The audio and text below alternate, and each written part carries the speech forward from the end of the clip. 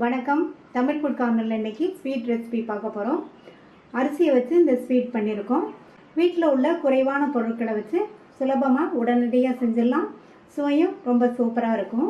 எப்படி பண்ணுறதுன்னு பார்க்கலாம். ஸ்டவ்வில் ஒரு பேன் போட்டு சூடாயிடுச்சு.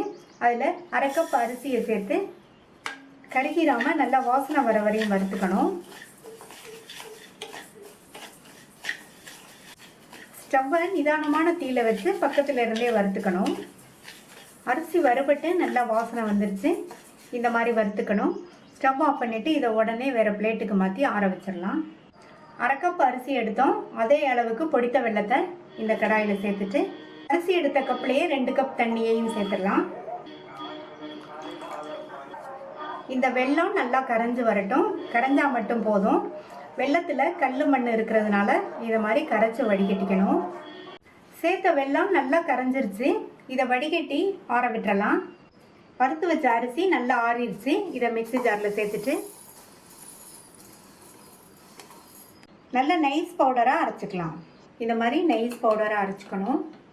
இதை இந்த பாத்திரத்தில் சேர்த்துட்டு வடிகட்டி ஆற வச்ச வெள்ளைக்கரைசலை இதில் சேர்த்து நல்லா கட்டி இல்லாமல் கரைச்சிக்கணும்.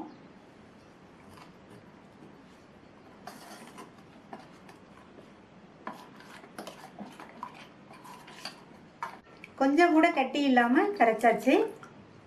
இப்போ இதை மூடி வச்சிடலாம். ஒரு 10 நிமிஷம் இருக்கட்டும். இந்த பேனில் இந்த ஸ்பூனில் 1 ஸ்பூன் நெய் சேர்த்து நெய் உருகினதும் அதில் கட் பண்ண பாதாம் கொஞ்சம், ஒரு 10 போல் முந்திரி, இது ரெண்டையும் வறுத்துக்கணும். நான் இன்றைக்கி முந்திரி பாதாம் சேர்த்து வறுக்கிறேன். உங்கள்கிட்ட எந்த நட்ஸ் இருக்கோ அதை நீங்கள் சேர்த்து வறுத்துக்கலாம். சேர்த்த முந்திரியோட கலர் லைட்டாக மாறிடுச்சு. அதில் கொஞ்சமாக உலர்ந்த திராட்சையும் சேர்த்து வறுத்துக்கலாம். எல்லாமே நல்லா வறுபட்டுருச்சு. இதை நெய்யோடையே எடுத்து வச்சிடலாம். வெள்ளைக்கரைசல் சேர்த்து கலந்து வச்ச மாவு 10 நிமிஷமாக நல்லா ஊறிடுச்சு. இதை மறுபடியும் நல்லா ஒன்றா மிக்ஸ் பண்ணி விட்டுக்கணும். இந்த பேனில் 2 ஸ்பூன் எண்ணெய், வாசனை இல்லாத எண்ணெய் சேர்த்துக்கங்க. நான் சன்ஃப்ளவர் ஆயில் சேர்த்துருக்கேன். நல்லெண்ணெய் தேங்காய் எண்ணெய் சேர்த்தோம்னா அந்த வாசனை இந்த ஸ்வீட்டுக்கு நல்லா இருக்காது. இதை மறுபடியுமே நல்லா ஒரு தடவை மிக்ஸ் பண்ணி விட்டுட்டு சேர்த்துடலாம்.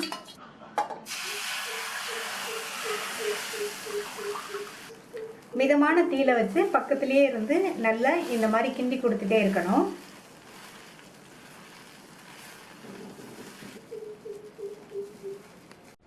பக்கத்துலேயே இருந்து இந்த மாதிரி கிண்டி விட்டுட்டே இருக்கணும். இல்லைன்னா கட்டியும் பற்றும், பாத்திரத்தில் அடியிலையும் பிடிச்சிரும். நல்லா வெந்து மாவு கெட்டியாகி வரட்டும்.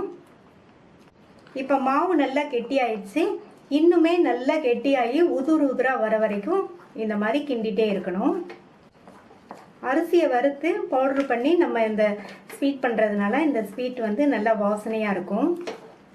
பக்கத்துலேயே இருந்து நல்லா கிண்டி விட்டு கெட்டியாகி நல்லா உதிராக வந்துருச்சு பாருங்கள். இந்த அளவுக்கு கிண்டிக்கணும். இது கூட வாசனைக்கு கொஞ்சமாக ஏலக்காய் தூள், 2 ஸ்பூன் நெய், வறுத்த நம்ம அந்த நட்ஸை சேர்த்துடலாம். சேர்த்துட்டு மறுபடியும் நல்லா ஒன்றா மிக்ஸ் பண்ணி விட்டுக்கணும். இது ஆறுனா இன்னுமே நல்லா உதிராக இருக்கும். இப்போ ஸ்டவ் ஆஃப் பண்ணிடலாம். ஸ்டவ் ஆஃப் பண்ணியாச்சு. இப்போ இதை கொஞ்சம் நேரம் ஆற விட்டுறலாம். இப்போ நல்லா ஆறிடுச்சு. உதிராக இருக்குது பாருங்கள். அரிசியை வச்சு சுலபமாக உடனடியாக பண்ணக்கூடிய ரொம்ப சுவையான ரைஸ் ஸ்வீட் ரெடி ஆயிடுச்சு. இதை உக்கரின்னு சொல்லுவாங்க. இந்த டேஸ்டான ரைஸ் ஸ்வீட்டை ட்ரை பண்ணி பார்த்துட்டு உங்கள் கமெண்ட்ஸை சொல்லுங்கள். தேங்க்யூ.